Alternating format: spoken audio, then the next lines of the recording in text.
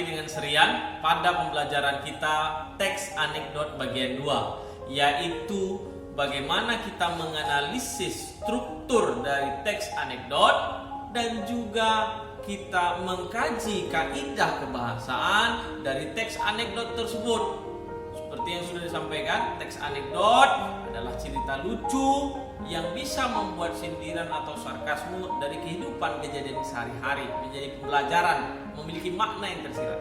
Nah, kali ini apa saja strukturnya? Kita masuk pada pembelajaran kita. Struktur teks anekdot, ada bagian yang pertama kita sebut sebagai abstraksi. Apa itu abstraksi? Abstraksi itu adalah bagian perkenalan dalam teks anekdot, sehingga dia menceritakan suatu kisah. Biasanya digunakan kalimat seperti ini, pada suatu hari, ya, seperti itu ya, bermula. Nah, ini kita sebut sebagai abstraksi, pola perkenalan.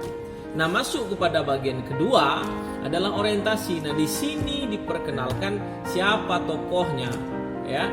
Ketika abstraksi tadi itu menceritakan tempat, kalau ketika di orientasi ini bercerita tentang orangnya, latar belakangnya siapa, si Badu kah, si Budi kah. Nah, bagian ini orientasi dengan latar belakang tokohnya dan apa yang dilakukan tokoh. Kemudian yang ketiga, di dalam teks anekdot ada namanya krisis. Nah, krisis ini adalah bagian penting bagaimana ketika teks anekdot itu menjadi sebuah permasalahan ketika apa yang terjadi tetapi tidak seharusnya terjadi. Nah, itu kita sebut dengan krisis atau konflik.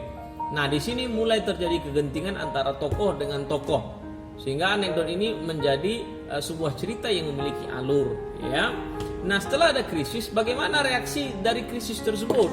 Reaksi ini kita sebut sebagai jalan keluar atau feedback atau umpan balik dari krisis. Setelah terjadi krisis, orang tokoh-tokoh ini melakukan apa?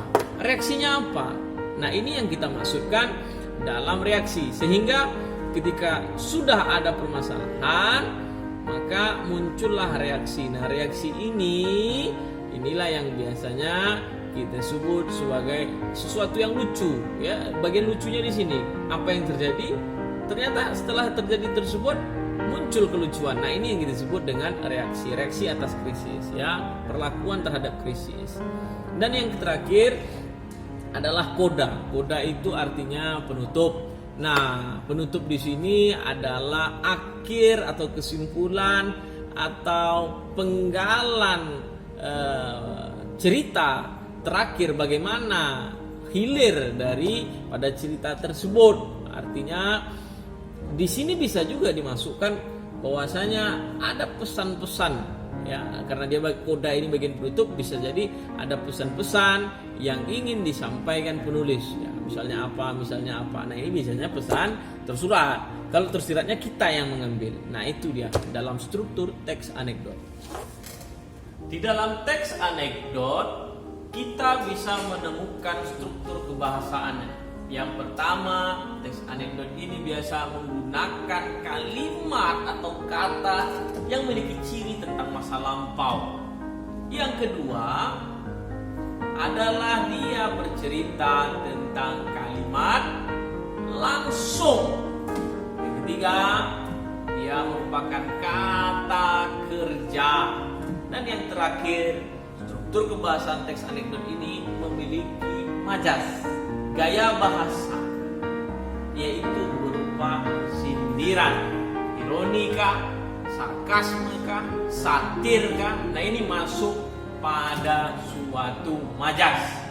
Kalau dia berbicara tentang struktur, tentang kaidah kebahasaan berupa kalimat masa lampau, ini biasanya berupa pada zaman dahulu kala, bercerita tentang sesuatu yang terjadi pada past tense. Jadi suatu hari, ini sesuatu. Yang kedua, kalimat langsung. Jadi dia kalimatnya bisa dilihat bahwa yang membacakannya adalah orang secara langsung. Nah, ini tidak pakai petikan. Yang ketiga adalah kata kerja. Seperti kita tahu, kata kerja itu merupakan verba yang mengerjakan sesuatu, ya. Nah, ini struktur kebahasaannya.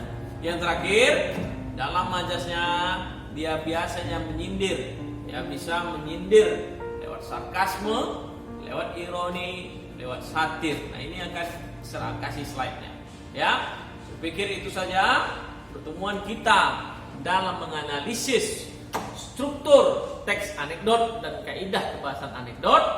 Sampai jumpa pada minggu depan. Terima kasih.